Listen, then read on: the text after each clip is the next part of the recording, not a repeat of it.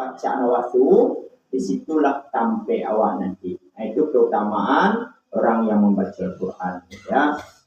Kemudian dari Aisyah radhiyallahu anha, ia pernah menuturkan bahwa Rasulullah sallallahu alaihi wasallam juga bersabda, "Allazi yaqra'ul Qur'an wa huwa mahirun bih ma'as safaratil kiramil bararah wallazi yaqra'ul Qur'an wa yatahta'u fihi wa huwa alaihi syakkun lahu ajran."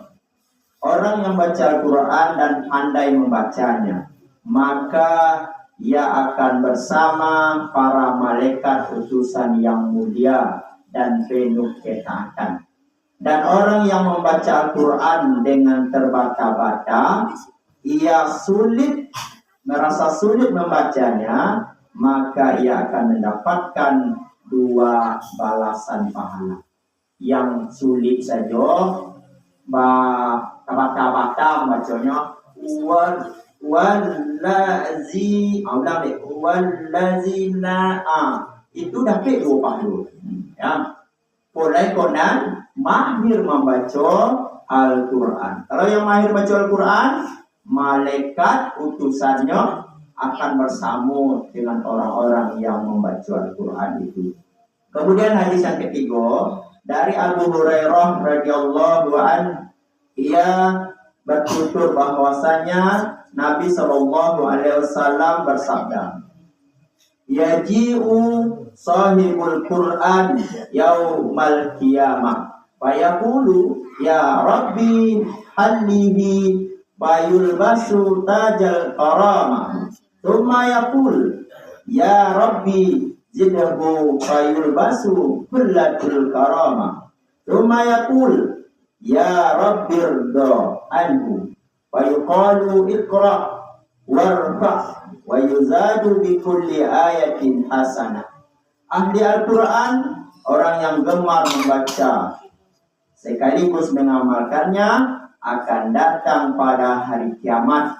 Lalu Al-Quran berkata, "Ya Allah, pakaikanlah kepadanya," yakni Al-Quran, "perhiasan tajul karam." Lalu ia pun dipakaikan mahkota kemuliaan. Kemudian Al-Quran berkata lagi, "Ya Allah, tambahkanlah untuknya." Lalu ia pun dipakaikan dengan perhiasan kemuliaan. Kemudian Al-Quran berkata lagi, "Ya Allah, ridailah dirinya." Lalu dikatakan kepada orang tersebut, "Bacalah dan naiklah, dan ditambahkanlah 1 kebaikan untuknya pada setiap ayat yang dibacanya." Jamaah salat subuh yang dirahmati Allah Subhanahu wa taala. Yang berikutnya, ya, kita ringkas saja. Bahwasanya nanti ada juga hadis lain dari Jabir radhiyallahu anhu, yang juga berkata, Rasulullah sallallahu alaihi wasallam bersabda, "Al-Qur'an musyaffa'un wa mahilun musaddaqun, man ja'alahu amamahu qadahu ilal jannah, wa man ja'alahu khalfa zahrihi saqatu ilan nar." Al-Quran akan memberi syafaat dengan izin Allah, dan ia merupakan lawan berdebat yang jujur. Barang siapa yang menjadikannya sebagai pemimpin, niscaya ia akan mengantarkannya ke dalam surga. Namun barang siapa yang menjadikannya berada di belakang punggungnya, artinya meninggalkannya, niscaya ia akan mengiringnya masuk ke dalam neraka. Jemaah yang dirahmati Allah Subhanahu wa taala. Jadi itu ada beberapa hadis yang menyampaikan tentang keutamaan orang yang membaca Al-Quran dan juga orang yang mengamalkannya. Jadi kesimpulannya adalah bahwasanya nanti, ya, dari beberapa hadis yang kita bacakan itu, Al-Quran yang pertama cakap di orang yang membaca Al-Quran itu dilindungi oleh para malaikat. Kemudian nanti Al-Quran itu akan datang memberikan syafaat. Al-Quran itu, ahli Al-Quran itu nanti akan dipakaikan mahkota, tajul karam namanya. Ya, dipakaikan mahkota, kemudian diberikan kemuliaan-kemuliaan. Kemudian saya disampaikan bahwasanya orang baca Al-Quran itu tempatnya nanti sesuai dengan bacaan-bacaan yang dibaca. Ya, dan nanti Al-Quran juga akan datang memberikan syafaat pada hari kiamat. Jadi oleh karena itu, dan sampai kita tidak membaca Al-Quran. Minimal yang terbata-bata saja bisa diberikan kehormatan oleh Allah Subhanahu Wa Taala, dapat dua pahala. Oleh kornen lain lancar membaca Al-Quran. Minimal kita baca Al-Quran itu kalau tidak bisa 1 juz, minimal 1 halaman. Tidak bisa juga minimal 1 baris. Tidak bisa dong, minimal 1 huruf saja kita baca. Ya, baca 1 huruf. A'udzu billahi minasy syaithanir rajim. Bismillahirrahmanirrahim. Alah, Nun. Sadaqallahul azim. Sebetulnya qaf. Alah, tu cairo huruf yang paling pendek celai. Ya. Ain sin qaf. Saya qaf ha ya ain sin qaf. Alif lam ra, alif lam mim. Ada dapat mah. 1 hurufnya 10 kebaikan. 2 huruf 20. 3 huruf 30. Alif lam mim itu 3 huruf. Tapi 3 huruf sudah 30 kebaikan. Bismillah itu 19 huruf. Berarti sudah 190. Kan buat untuk cari amal pahala murah saja. Cuma memulai nonen payah. Ya, memulai payah. Membaca Quran itu singkat aja. Setiap hurufnya. Ya, kalau dibaca dalam solat lebih gadang pahalanya. Semakin panjang baca dalam solat, semakin gadang pahalanya. Di luar solat di bawah itu. Ya, betul. Dalam keadaan tidak berwudu, ya, dia baca ayat-ayat tapi dia tidak berwudu. Di bawah dulu pahalanya. Karena itu orang-orang yang hafal ayat-ayat Allah dibacanya dalam keadaan berwudu tentu lebih tinggi nilainya. Ya, oleh karena itu awak yang mungkin anak-anak awak yang mungkin ada berapa dapat ayatnya dibimbingnya. Ya, kalaulah hafal Al-Quran dinya, insya Allah ayah dan ibunya selamat. Ya, karena apa? Orang-orang yang hafal Quran itu menyelamatkan 70 orang anggota keluarga. Bayangkan, yang hafal itu 70 orang anggota keluarganya. Ya, nanti diberikan mahkota kepadanya dan mahkota itu diberikan kepada orang tuanya. Siapa lain? Siapa yang diselamatkan? Jadi minimal 1 orang dari anak awak tua sahun dah. Tidak bisa anak lain, cucu. Tidak bisa, uang yang bisa awak percaya untuk membaca Quran tu. Awak ada pitinya. Sementara yang dididik tak ada lagi, anak awak tak ada lagi. Agian uang yang bisa. Siapa papa Al-Quran, kuah banding Al-Quran. Dia agian piti. Awak dapat yang berkah dari apa yang awak baca. Jadi pincinan banyak, kayu itu belum tentu menolong awak. Tapi aset yang bisa menolong awak apa? Anak yang hafal Al-Quran. Jadi apa anak? Kayu anak. Kayu anak, banyak jadi musuh lewat banyak. Pokok jadi musuh, tak mikir mah piti dah. Ya, tak karena awak ini orang. Awak sakit, piti dikira mana para lu piti. Yang perlu dewa apa?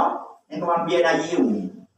Ya, kan ada sebuah kisah itu. Ya, seorang dokter ya, berpikiran ada mindsetnya ada bukunya tu sehingga cabut kan bukunya tu. Mindset no balian ladang, no balian tanah. Sedang tu beko, begitu aset tu nanti dimasuk berikutnya no jual tanah ko. Ya, sehingga akhirnya tentu mawar ke tanah lain. no kolan itu apa gunanya? Untuk anak sekolah. Adonan kolan kuliah situ. Oh, labinan hebat-hebat anaknya. Ada doktor segala macamnya. Pas ketika no sakit, bau situ terlasuk. Hubungan anak kan?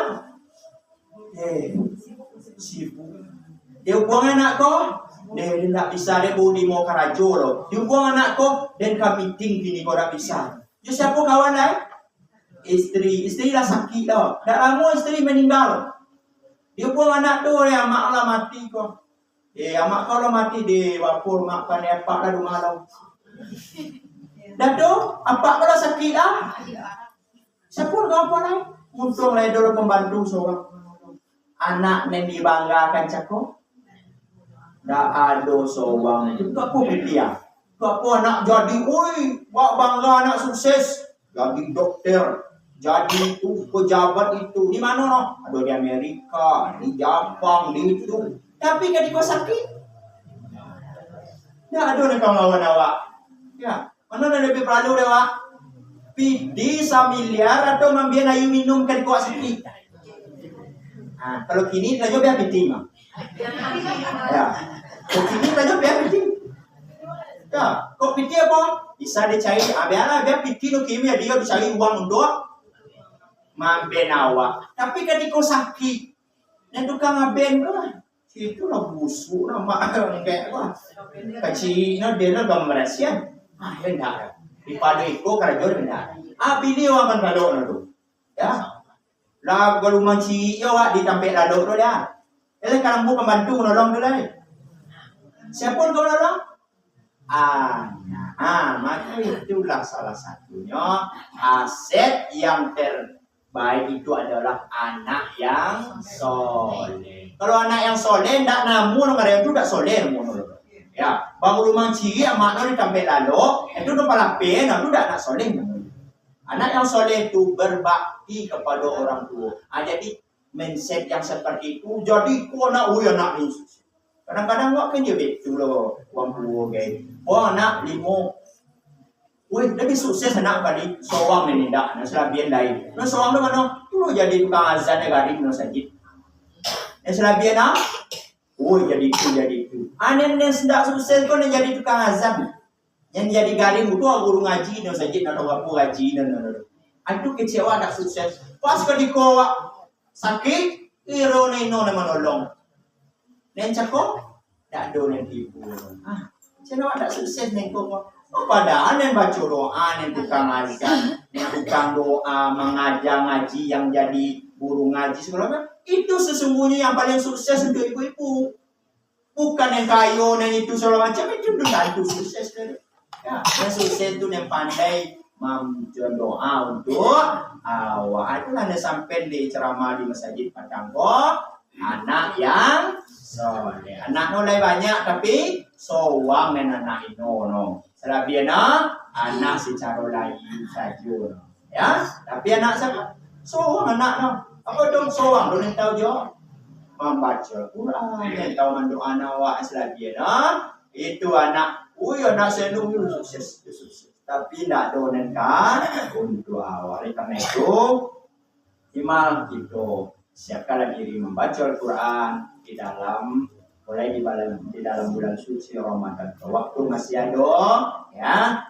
Kalau tak bisa mencari Al-Quran itu dari nenapa saja waktu. Ya, bisa lah mencari itu loh. Ya, pagi go, pagi sigo, jika saya susah ya. Ya, boleh tidak bisa dilapaskan dong, payah kan bisa. Jadi, kan saya. Ya, bisa ada baiknya diucapkan dengan lisan. Barangkali itu saja disampaikan.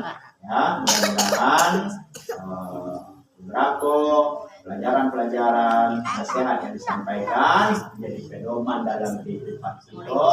Jangan sampai malaso itu awak payah dengan agama. Padahal sesungguhnya dengan agama lah hidup itu semakin semakin tak beragama, semakin tak tara itu. Amat tujuh agama lah itu terarah. Bahasa kita awak mulai beragama, ditolong ya Allah.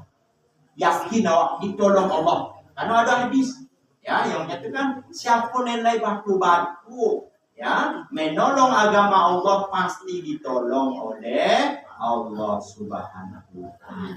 Ya, itu saja. Terima kasih. Banyak maaf. Assalamualaikum warahmatullahi wabarakatuh.